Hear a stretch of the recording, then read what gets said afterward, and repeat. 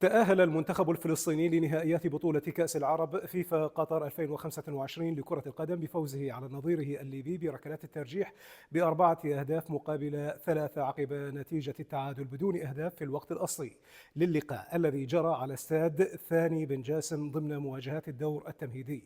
وحجز المنتخب الفلسطيني مقعده في نهائيات البطولة لينضم إلى المجموعة الأولى التي تضم منتخبات قطر تونس إضافة للمنتخب السوري. وسيخوض منتخب فلسطين مباراة الافتتاح في بطولة كأس العرب أمام المنتخب القطري المستضيف في الأول من ديسمبر المقبل على استاد البيت.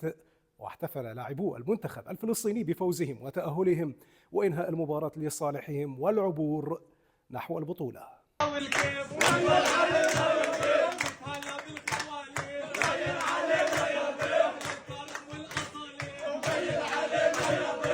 احتفالات المنتخب بالتأهل. محمد حبيبي أجواء احتفالية بعد التأهل لكأس العرب. ألف مبروك يا شباب، ألف مبروك ألف مبروك. ولك الحبيب القلب الغالي، وجهه خير ودايما خير والحمد لله. حبيبي